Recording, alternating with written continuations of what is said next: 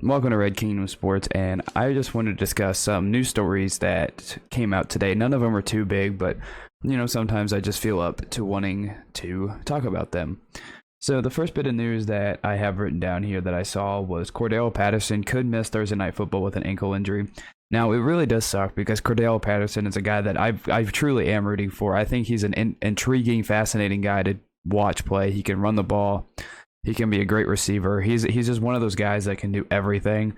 He kind of reminds me almost like a Taysom Hill, Christian McCaffrey kind of guy, because Christian McCaffrey is a guy that, the offense leans heavy on them in Carolina. Now, the offense isn't completely Cordell Patterson heavy, but he is a vital part of being able to do everything, just like Taysom Hill can do a lot of good things. If they need him to step up and do something for a play or a series or, for the whole game, it's the kind of guy that can do it. And that's why it really stinks. Now, coming off a short week, it could go a multitude of ways, because short weeks and Thursday Night Football and everything else, those games don't necessarily mean that it's the end of the world, because as you saw last week, the Dolphins beat the Ravens in convincing fashion. And so Thursday Night Football, anything can happen in a normal week, Thursday, Sunday, or Monday, but Thursday night just seems out to bring the weirdest parts of the NFL out.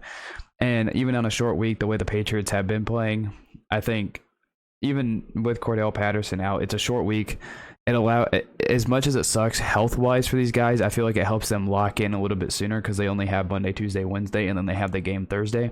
So I think that might help, the Falcons be able to lock in. But with Cordell Patterson, if he does miss the game, and with Calvin Ridley out for a while, I think Kyle Pitts is going to have Kyle Pitts on a short week is going to have to, have a very big game if he is out. Next, we have Tua should start week 11. Now, I know Tua has had a lot of injuries, and that may be why he's been set back so much, and I really hate it for him, because for the games I've seen from Tua, his good games are really good. His bad games are not obviously bad, but he just hasn't had a chance to get a complete rhythm because he's had injuries. This year they started him when he could have, or they benched him when he could have been starting. He was healthy. He wasn't healthy enough to start, but he was healthy enough to be a backup quarterback. I always thought that was a little bit weird. I feel like, well, if you're going to put him on the active roster, at least start him, get him some more reps. But I think if Tua can get healthy, the remainder of this year, put in a full year's worth of work next year, now that will be my final determining factor on Tua, because he just really hasn't had a chance to show himself yet. And I think that if Tua can get a full season of reps in, I think he might show some potential, because in Alabama he was great. It's just injuries kind of have deterred him, and then just the way Miami's handled him, they keep pulling him from games. Like last year, there was a couple of games where they pulled him for Ryan Fitzpatrick, and I just thought that was bad, because if they don't let him be in high stress situation, he can never learn. So he should start this week. I hope he plays well, and I'm excited to watch Tua play, because I think I truly do think that Tua does have a future. The next bit of news is kind of sad, and I hate it for him. Chase Young is out for the season with the torn ACL. His production this year hasn't been the best. He only had 1.5 sacks, I believe, and the defense he's kind of in a sophomore slump, and that whole defense for Washington hasn't really been good all year. But unfortunately, he did tear his ACL, and I hate it for him, because he seems like a really nice guy. He seems like a guy that everybody loves being around. I just, after winning Defensive Rookie of the Year last year, I hope that he comes back, plays well next year, comes back stronger, and just shows why he was the number one. Was he the number 1 or number 2 overall pick? He was drafted number 2 overall. That's my bad. I thought he was number 1. He was drafted number 2 overall in that draft class, and I just hope he comes back and makes a bigger statement than what he had this year. TJ Watt, he did get injured in that Lions game, but it looks like it's not as bad as they thought, the damage to his hip and his knee, which I'm really glad to see, because he's been a stud this year. I didn't realize how good TJ Watt was, and then watching him a lot, seeing him a lot this year, TJ Watt is awesome. I'm so glad. TJ Watt is slowly becoming, I wouldn't say my favorite defensive player, but one of the most fun defensive players to watch. And so knowing that the injury isn't as bad as they originally thought, that makes me really, really happy. Next, Cam Newton apparently is going to start, or could be on track to start next week for Carolina, which I'm really glad to see. Like, the energy that he brought last week against the Cardinals was really fun to watch, and to see him, back on the field, just hyped up to play. It was really fun to watch, and hopefully he can lead the Carolina Panthers to a playoff spot. Next, we have Aaron Jones's injury. It looked scary when it happened against the Seahawks, but it wasn't as bad as they originally feared. So that's some great news for a guy who's highly productive and is kind of needed in a Packers offense. That when they lost Tunyon, that was a vital piece that kind of went down. And to see that the injury is not as bad for Aaron Jones, I'm really glad to see that.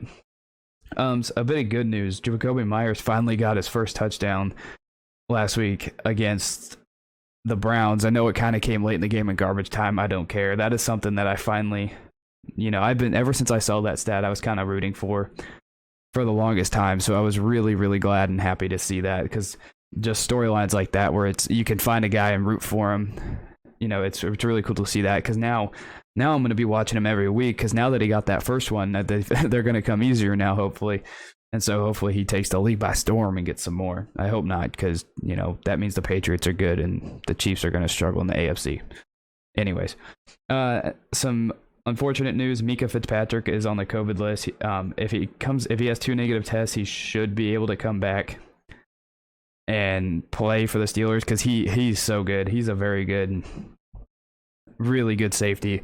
Steelers, like, obviously that Monday Night Football, that hit he had on Justin Fields was great. That was so nice. That physical hit that he had on him was really nice. So hopefully he comes back, because the Steelers defense cannot take any more hits. TJ Watt's injured.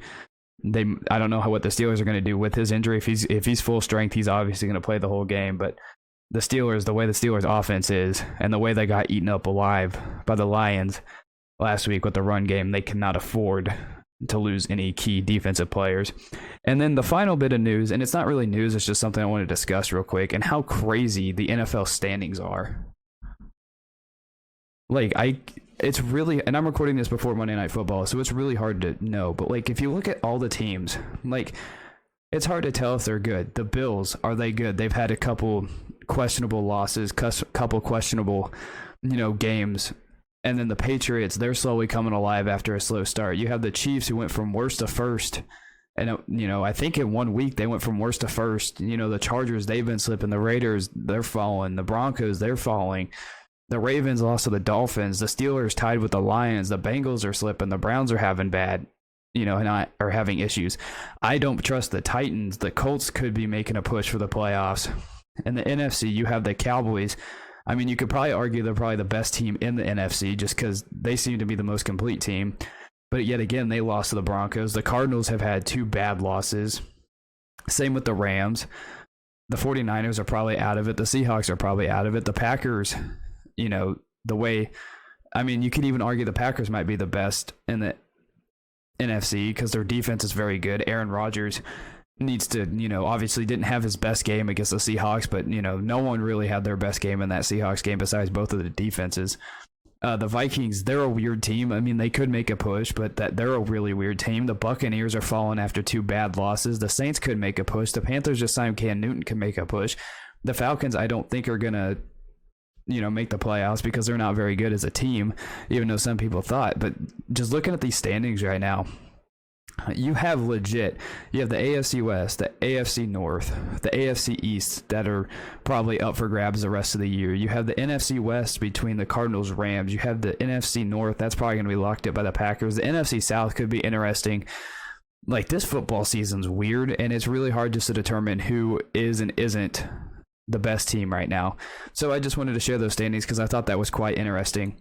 Kind of fun to think about, because it's you never want to get a season where this team's going to dominate, this team's going to dominate, they're going to meet in the Super Bowl. It's kind of fun to have different storylines, different teams that are good, and it's just fun to watch. Having the same teams dominate every week, it's not like you have the Cowboys who got dominated and then they dominate this week. You've had the Chiefs who have struggled and they dominate. You have the Bills who were slow the last few weeks and then they dominate. You have the Patriots who started off slow this season, they're dominating now.